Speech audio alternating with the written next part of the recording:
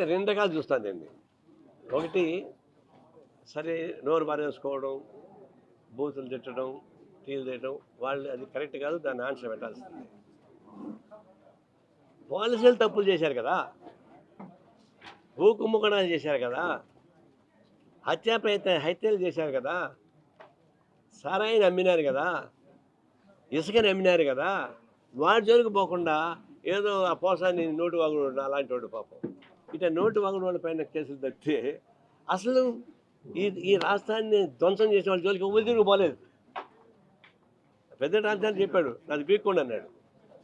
నా మీద కేసు పెట్టారు, నాది బీక్కోండి ఏం చేస్తానన్నాడు. నిజం కదా. అని దాన్ని బట్టి అసలు ఈ రాష్ట్రానికి అన్యాయం చేసిన వాళ్ళ జోలికి పోవడం లేదు, కేవలం నోటి మాటలు మాట్లాడిన వాళ్ళ పైన పోతున్నారు. ఇప్పుడు వంశీ కూడా అనేక లోపల బయటకు వస్తున్నాయి. వాడు అన్నాడు, తిట్టాడు, పోసాన్ని తిట్టాడు, ఇంకొకటి తిట్టాడు. అది ప్రమాదమా? ఈ రాష్ట్ర ఆర్థికాన్ని ధ్వంసం చేసి, ప్రశాంతను ధ్వంసం చేసి, హత్యా రాజకీయాల్లో ప్రత్యక్షంగా పాల్గొన్న వాళ్ళని అది ప్రమాదమా? వైఎస్ వివేకానంద రెడ్డిని చంపిన కేసు కనపడదా? కోడి కత్తి కేసు కనపడదా? దానికి సంబంధించిన చర్యలు ఉండవా? దానికి సంబంధించిన అరెస్టులు ఉండవా? ఇదంతా పై చిలక్కొట్టుడు వ్యవహారం. టీడీపీ చిలక్కొట్టుడు వ్యవహారంలో బిజీగా ఉంది. బ్లాక్మెయిల్ నెంబర్ 1 అయిపోయింది. నన్ను సపోర్ట్ చేసేవాళ్ళు సేఫ్గా ఉండండి, నన్ను వ్యతిరేకించేవాళ్ళు జైల్లో ఉండండి. అది స్లోగన్. ఆ స్లోగన్ ప్రకారం ఇప్పుడు జరుగుతుంది కేంద్ర ప్రభుత్వం. ఈ దుర్మార్గానికి వ్యతిరేకంగా ఫైట్ చేయాల్సిన అవసరం ఉంది. అట్లాగే మనకు పొలిటికల్ ఆర్గ్యుమెంట్ ఏమొస్తుందంటే మోడీ చేసే దుశ్చర్యలకు వ్యతిరేకంగా, తర్వాత ఫెడరలిజానికి వ్యతిరేకంగా, భాషను ఉపయోగించుకోవడంతో వచ్చేటువంటి విమర్శలకు వ్యతిరేకంగా ఫైట్ చేస్తూ పోయి వాళ్ళకి పిల్లలు ఎక్కువ ఉన్నారు కాబట్టి మనం కూడా పిల్లలు ఎక్కువ మంది కొన్నాం అని చెప్పేసి అని ఒక దరిద్రం స్లోగన్ ఒకటి వచ్చింది.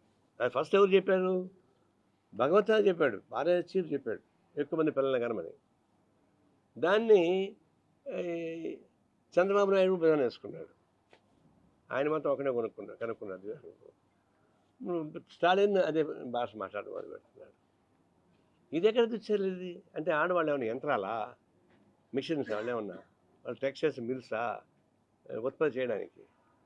అంటే ఆడవాళ్ళని ఒక ఉత్పత్తి కేంద్రాలుగా మార్చి మీరు బిడ్డలు కనండి అని చెప్పేసి అని చెప్పడం అంటే మోడీ భాషకి సపోర్ట్ చేసినట్టు లెక్క. అది వాళ్ళది వేరు. పొలిటికల్ ఆర్గ్యుమెంట్ కాకుండా బిడ్డలను కనండి, జనాభా సూచించుకోవడం అంటే అది మహిళా వ్యతిరేకమైన స్లోగన్. అది మరి సృష్టి వేరుగా ఉంది. మగాడు మీరే కనుక్కున్నారంటే, మా ఫ్రెండ్ భార్యని అడిగా ఏమేమి ఒకటే కనుక్కున్నావు అంటే, నాకు ఓపికలే నా మొగుడు కనుక్కోమని చెప్పింది. మొగుడానికి అంటాడు పాపం, మొగుడు కొనలేరు కదా. ఆ ఆర్గ్యుమెంట్ పెట్టడానికి కావాల్సినటువంటి పద్ధతుల్లో ఫైట్ చేయాల్సి వస్తుంది. ఇప్పుడు సమస్యలు అనేక వస్తున్నాయి ఈ రాష్ట్రాలలో కూడా, అటు ఆంధ్ర రాష్ట్రంలో, తెలంగాణలో కూడా. ఈ ప్రభుత్వాలు మారుతున్నాయి కానీ ఆ సారాంశం మారలే. ఏమంటారు? పాత సీసా కొత్త పాట. తులసికి తెలిసి ఉంటుంది. కొత్త సీసాలో పాత సారా అమాండ్ అయిపోయింది. ఇప్పుడు కింద ఏం మారలే, పైన ఉపరితలాలు మారినాయి, రంగులు మారినాయి, జెండాలు మారినాయి, డ్రెస్ మారింది. కిందికి వచ్చేకాడికి ఇది కనపడలే. నీకు ఒక ఎగ్జాంపుల్, గ్లేరింగ్ ఎగ్జాంపుల్ చెప్పాలా? ఏమో తెలియదు. వైసీపీ గవర్నమెంట్ ఉన్నప్పుడు బండారు సత్యనారాయణ టీడీపీ నాయకుడు, ఆయన మీద కేసులు పెట్టారు. కేసులు పెడితే అతను జైలుకి పోయినాడు, హాస్పిటల్లో ట్రీట్మెంట్కి వచ్చాడు. ఆ ట్రీట్మెంట్ ఉండేటువంటి వార్డు అమ్మాయి, తెలిసిన అమ్మాయి, చంద్రాయేశ్వర బంధువుల అమ్మాయి, బాగా పనిచేస్తుంది. పేషెంట్ చూసి అప్పుడు వైసీపీ గవర్నమెంట్ ఏం చేసింది? నువ్వు టీడీపీ వాడికి ట్రీట్మెంట్ ఇచ్చావు కాబట్టి అతను అమ్మాయిని సస్పెండ్ చేసింది. అమ్మాయి బెస్ట్ డాక్టర్, ఎవరని చెప్తారు, ఎమర్జెన్సీ మెడిసిన్కి ఇన్ఛార్జ్. ఆ తర్వాత దాన్ని ఏదో తంటాలు బట్టి సస్పెండ్ పని చేస్తుంది. ఇప్పుడు ఈ గవర్నమెంట్ వచ్చింది. ఈ గవర్నమెంట్ వచ్చిన తర్వాత పోయి అడిగితే ఈ గవర్నమెంట్, ఆ పాత గవర్నమెంట్ ఏ పనిష్మెంట్ ఇచ్చిందో అదే పనిష్మెంట్ కన్ఫర్మ్ చేసింది లేటెస్ట్ గవర్నమెంట్. టీడీపీ నాయకుడి పైన కక్ష సాధింపు చర్యలో భాగంగా వైసీపీ ఈ డాక్టర్ మీద చర్యలు తీసుకుంటే, పోనీ టీడీపీ గవర్నమెంట్ వచ్చింది కదా, మళ్ళీ ఈ బండారు సత్యం ఇప్పుడు ఎమ్మెల్యే. మళ్ళీ టీడీపీకి అనుకూలంగా ఉండేవాడిని మీద ట్రీట్మెంట్ ఇచ్చిన పేరుతోటి మళ్ళీ ఆ అమ్మాయికి అదే పనిష్మెంట్ ఇచ్చారు. దాంట్లో కింద ఏమి మారలే, వాళ్ళ గవర్నమెంట్ నడుస్తుంది.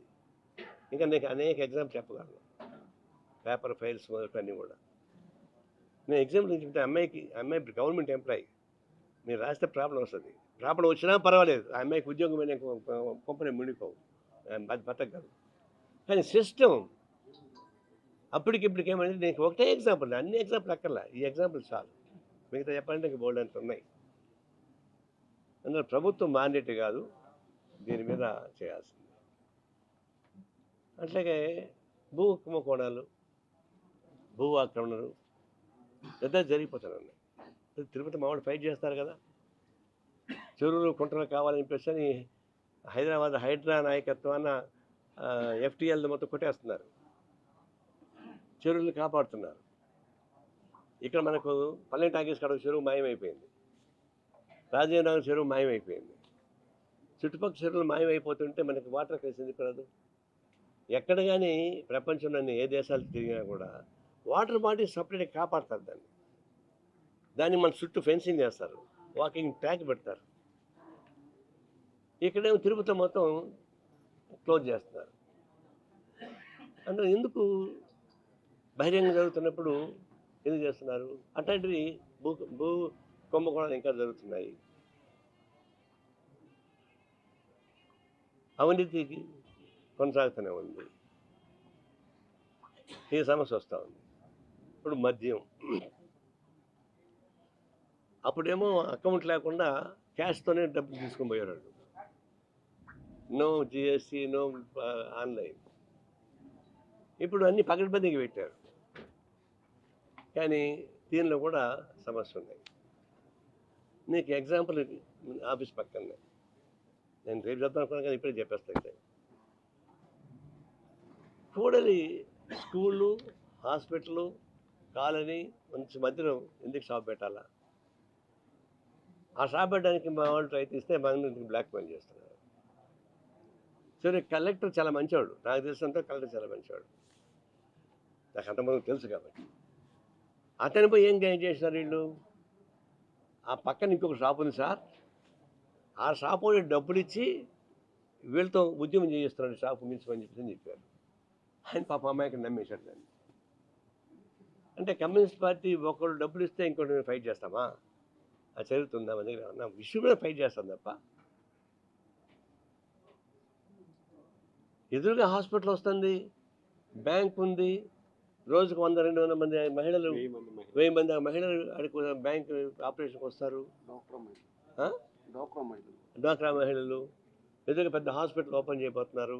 ఇక్కడ ఎందుకు అని చెప్పేసి మా వాళ్ళు చెప్తే మా వాళ్ళ మీద బ్లాక్మెయిల్ చేస్తారా? కలెక్టర్ని తప్పుదారి పట్టిస్తారా? అందుకే చిన్న సమస్య అయినా సరే చిన్న పవన్ పెద్ద కర్త కొట్టాలని రేపటి నుంచి నిరవధిక దీక్ష అక్కడే కూర్చుంటాం. నేను కూడా దాన్ని కూర్చుంటాం. ఉంటే ఆ షాప్ ఉన్న పోవాలి, లేకపోతే మమ్మల్ని జైల్లో పెట్టాలి. ఇష్యూ చిన్నదైనా సరే సోషల్ ఇష్యూ, దాన్ని బ్లాక్మెయిల్ చేస్తున్నారు, దాని మీద ఫైట్ చేసే మంది బ్లాక్మెయిల్ చేస్తున్నారు. దాన్ని మేము అంగీకరించు. రేపటి లోపల షాపుని షిఫ్ట్ చేస్తే చేయండి, లేకపోతే నిరవధిక దీక్ష మేము అక్కడే కూర్చుంటాం రాత్రి మౌళ్ళు. అదన్నా పోవాలా, మేమన్నా పోవాలా. That is my final decision.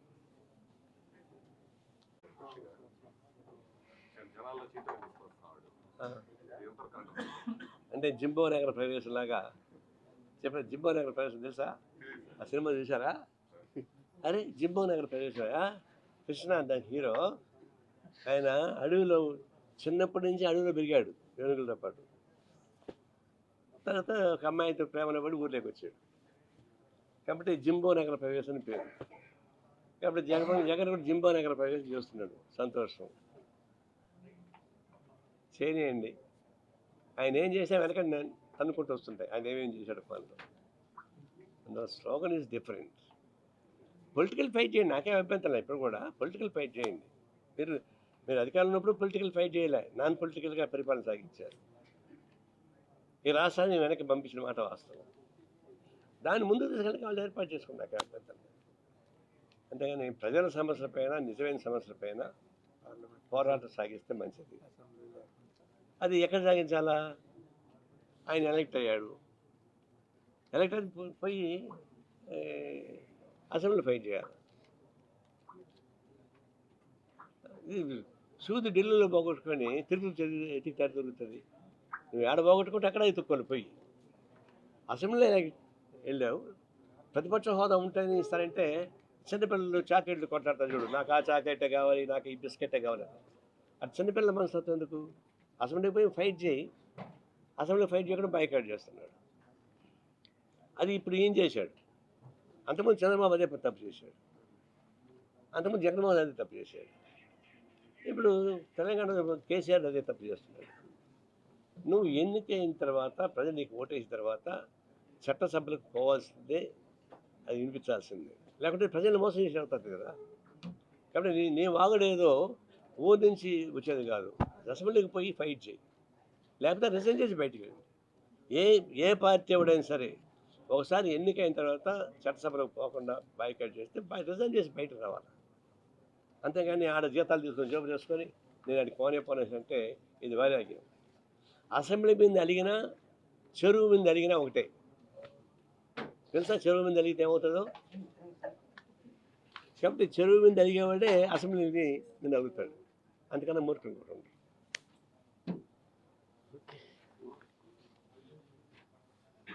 ఏమైంది తెలుసా? చెరువు మీద అడిగితే ఏమవుతుంది?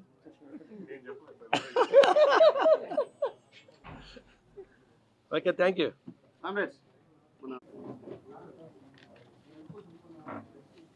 ఇప్పుడు ప్రపంచవ్యాప్తంగా ఈ ట్రంప్ ప్రెసిడెంట్ అయిన తర్వాత రకరకాల స్టోరీస్, అడ్వెంచర్స్ వస్తున్నాయి, ఇబ్బందులు వస్తున్నాయి. తను రావడమే తన లోటు బడ్జెట్ ఉంది. మీరు గుర్తుంచుకోవాల్సిందంటే అమెరికాలో $29 trillion అప్పుల్లో ఉంది అమెరికా. బయట చూసేవాళ్ళకి అమెరికా చాలా ప్రమాణం అనుకుంటారు, దాని రోల్ డ్రమ్లో ఉంది. దాని నుంచి బయటపడడానికి కావాల్సినటువంటి ఏర్పాటు చేసుకుంటున్నాడు. ఆ చేసుకునే క్రమంలోనే ఉక్రెయిన్ పైన దాడులు అవన్నీ మీకు తెలుసు. ఇల్లీగల్ ఇమిగ్రెంట్స్ పేరుతోటి బయట పంపించడానికని ప్రయత్నించాడు.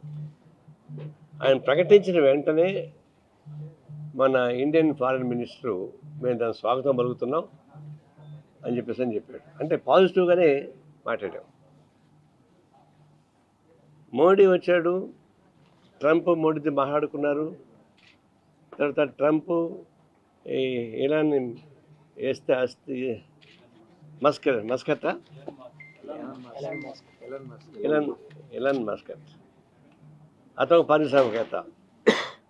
ఆయన అమెరికన్ గవర్నమెంట్ కంట్రోల్ చేసి ఇక్కడ అదాని మోడీ గవర్నమెంట్ కంట్రోల్ చేస్తుంటారు. వీళ్ళందరితో మాట్లాడుకున్నారు, మంచిగానే మాట్లాడుకున్నారు. మసటి రోజు చూసింది ఏంటంటే ఇల్లీగల్ ఇమిగ్రెంట్స్ పేరుతోటి జంతువులను వేటాడుతున్నారు. నేను అప్పుడు మాల్లో ఉన్నా, ఒక్కసారిగా ఒక 300-400 పోలీసులు వచ్చారు, ఎగబడి అందరిని పట్టుకుంటున్నారు, పిల్లలు భయపెట్టి పరిగెడుతున్నారు. అంటే దాంట్లో ఉద్యోగాలు చేస్తున్నారు కొంతమంది. అంటే వాళ్ళకి వార్నింగ్ ఇచ్చి ఒక నెల టైం ఇచ్చి పంపిస్తే వెళ్ళిపోతారు. కానీ జంతువులను వేటాడి పట్టుకొని కప్స్ వేసి కాళ్ళకు గొలుసులు కట్టి యుద్ధ మీద పంపిస్తున్నారు. ఆ దుర్మార్గాన్ని ఖండించలేదు. న్యూయార్క్ కోర్టులో అదాని పైన లంచం కేసు ఒకటి ఉంది. అంటే అక్కడ పాత ప్రభుత్వం జగన్మోహన్ రెడ్డి గవర్నమెంట్ ఉన్నప్పుడు అక్కడ లంచం ఇచ్చాడు. దాని నుంచి విద్యుత్ ఒప్పందానికి సంబంధించినటువంటి సానుకూలత. ఆ విద్యుత్ ఒప్పందం అదాని చెప్పిన ప్రకారంగానే ఒప్పుకుంటే దాదాపు 20 సంవత్సరాల్లో 2,00,000 కోట్ల రూపాయలు అదానికి లాభం వస్తుంది. ప్రజలపైన భారం పడుతుంది, ఆంధ్రప్రదేశ్ ప్రజలపైన. ఇది లంచం ఇచ్చినట్టుగా వాళ్ళకి ప్రూవ్ అయిన వాడికి. అందుకే కోర్టు వాళ్ళ మీద కేసు పెట్టేసింది. మనం పెట్టిన కేసు కాదు, అమెరికన్ లో ఉన్నటువంటి కోర్టు కేసు పెట్టింది. ఇప్పుడు అది బయటపడేయాలి. అది బయటపడడానికి ట్రంప్ అది పనిగా వచ్చి ఆయన కంగ్రాచులేట్ చేసి ఇలాన్ మస్క్తో మాట్లాడి కాంప్రమైజ్ చేసి చివరికి ఏ ఇన్వెస్టిగేషన్ ఏజెన్సీ అయితే కేసు పెట్టిందో ఆ ఇన్వెస్టిగేషన్ ఏజెన్సీ మొత్తం రద్దు చేసి పారేశారు. సాక్ష్యం లేదు, దాన్ని సరి చేసుకున్నారు వచ్చి. అందువల్ల అదానీని కాపాడడానికి ఆయన వచ్చాడు. అంతేగాని ఇల్లీగల్ మైగ్రేట్స్ పేరుతోటి భారతీయులను ఇబ్బంది పెడుతున్నటువంటి వాళ్ళని కాపాడడానికి రాలేదు.